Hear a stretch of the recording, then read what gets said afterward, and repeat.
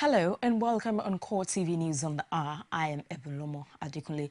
The Coordinator National Information Center, Mike Omeri, says the federal government was not aware of the threats by Boko Haram to attack communities around Chibok town in Borno State.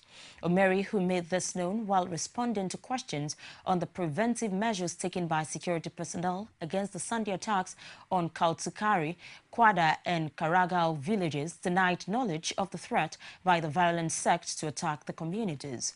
The insurgents attacked villages near Chibok in Borno State on Sunday, setting ablaze 5 churches and killing no fewer than 48.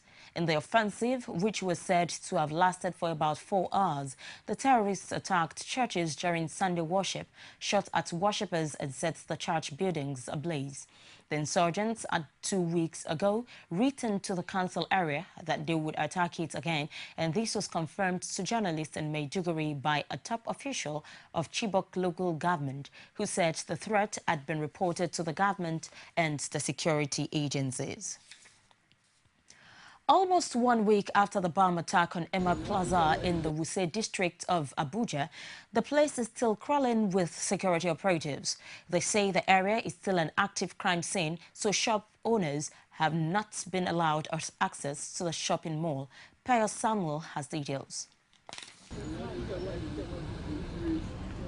Today is the first working day of the week, and these shop owners have resumed for what they assume will be normal business activities. But to their surprise, the plaza is still under heavy security watch. For many whose businesses were not affected by the explosion, the only thing they want is to be allowed to open for business. The business is down now. It's not really good for us because the deed has been done. But we just want government to see what they can do to put an end to this mess. We are really in a mess. Corruption has paralyzed the whole business. Nothing is going on now. But the police are insisting that until adequate security measures are in place, the plaza will remain locked. So the owners of these plazas will put certain things in place to protect the environment and to protect those who are coming into this place. So when these measures, when the list is given to them and they now meet up, we can now open the place. The police commissioner also reeled out security measures put in place to check insurgent activities within Abuja. Everybody dealing on gas and gas cylinders will register with the local DPO of this area that he deals on such materials.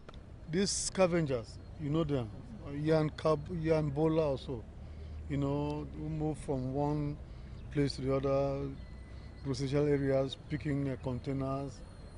We have banned them from today. I think again we have also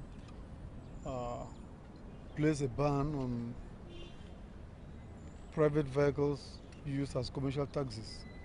If you want to use a vehicle as a taxi, go and register it and paint it to Abuja color. Soldiers from the Brigade of Guards are also on ground, collaborating with other security agencies. For a place like this, you would need to have at least a CCTV system that has capacity to record. So for what happened a few days back, we could take a look at the recordings, and then from there the investigations can continue. For now, Emma Plaza is still an active crime scene alongside the neighboring Banex Plaza. The implications is that hundreds of shops here will remain shut until investigations are completed. Pius Samuel, CoreTV News, Abuja. Meanwhile, security has been beefed up in some shopping plazas in Abuja following an early morning bomb scare. Shop owners and customers were subjected to security checks at many of the plazas, including Sky Plaza, located close to PDP Secretariat at Wuse Zone 6. Again, Pius Samuel brought back this report. This plaza, like other plazas in Abuja, is known for all kinds of businesses. Before now, customers go in and out without going through serious security check. But today, the story is different because of an early morning bomb scare.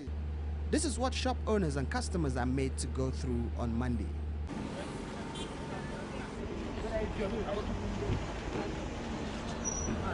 Despite the bomb scare, some shop owners were seen going about their normal business activities. This man says business is at a low ebb since the recent bombing of Emma Plaza. We Nigerians, we are tired. We are tired. We are afraid. Everybody is afraid. Whether in your house, whether in your shop, whether in your business, whether in the car, traveling. But not everybody has stopped patronizing shopping plazas and malls in Abuja. There is security here. You see, if you want to enter now, you see they will search you. And if you want to go out, you will be searched. A look around the plaza, however, showed that many shops are under lock and key. The nearby Wuse market is still bustling as ever. There are, however, more security personnel on duty, even though there's no sign of bomb detecting equipment in sight. Pius Samuel, CoreTV News, Abuja.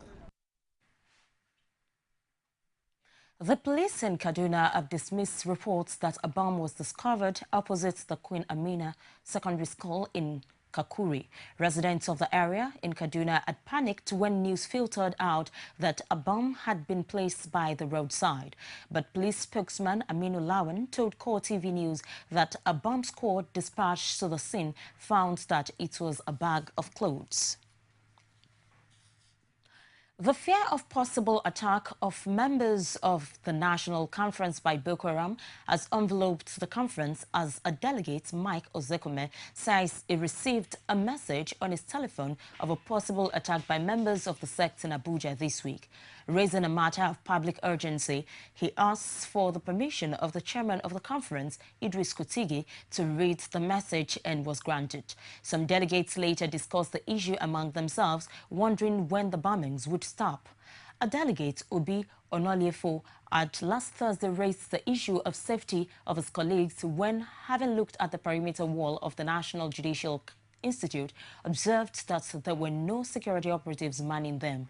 He therefore called for security operatives to be drafted to the perimeter fences to forestall insurgents from breaking into the premises and causing bloodshed. One of the national leaders of the All Progressives Congress, Bola Tinubu, says the party will avoid at all costs a repetition of the outcome of the just concluded Ekiti State governorship election in Osun State. The former Lagos governor, who spoke against the backdrop of the August 9th governorship election in Osun, made this known at the inaugural edition of the Freedom House Democracy Lecture Series. Olajumoke Olatunji was there and brought back this report. Nigeria's predicaments, poverty, terrorism and democracy was a theme of discussion at the inaugural lecture series. The guest speaker, Larry Diamond, urged Nigerian politicians to remain peaceful and imbibe the spirit of patriotism and oneness during elections in order to avoid violence. I think the key is neutrality and efficiency in every respect. So INEC has to be very transparent, and it needs to mobilize the resources and organization very early on in order to perform its function. A national leader of the All Progressives Congress and former governor of Lagos State, Bola Tinubu, who along his party regret the loss of Governor Kayode Fayemi at the just concluded governorship poll in Ekiti State, says plans are in top gear to avoid a repetition in Osun State. Personally, I'm still studying a whole lot of things during this process before I make my comment. For now, I respect the party's position and the candidates' concession. But that process is very necessary for us to learn from any mistake or mistake. Our liberty is subject to the intimidation and harassment at gunpoint. This is democracy at gunpoint. We are not in the House of Freedom yet. Minority Whip of the House of Representatives, Femi Gbajabiamila, speaks on internet democracy, ordered that Nigerians need more enlightenment on how to distinguish between leaders and those who do not have the long-term interest at heart. For me, we want internal democracy. It is good for democracy. But the people have to have a buy-in and agree and decide that the issues that will guide that internal democracy, the debates that will come up in that internal democracy, And those are the issues that will inform their votes. Not money, not anything else. But those are the issues that will inform what they will do at the primaries.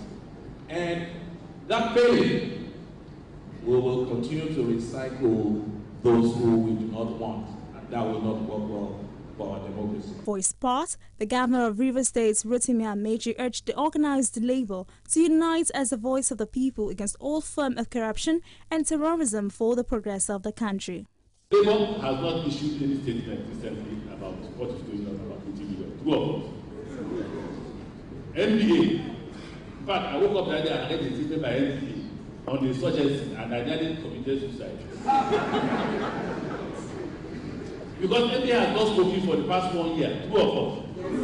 They are not speaking. Before, you used to have vibrant NBA, right? Now the NBA is no longer speaking. NMA, are they speaking? Remember that 83, but they're not speaking. So until all of us come together and say, today will be the end of stealing, it will not come to an end. The Guardian states that the present state of the nation is undesirable and requires a tireless and collective engagement of its leadership on topical issues for the promotion of the rule of law and democracy. Olajumoke Olatunji, CoreTV News, Lagos.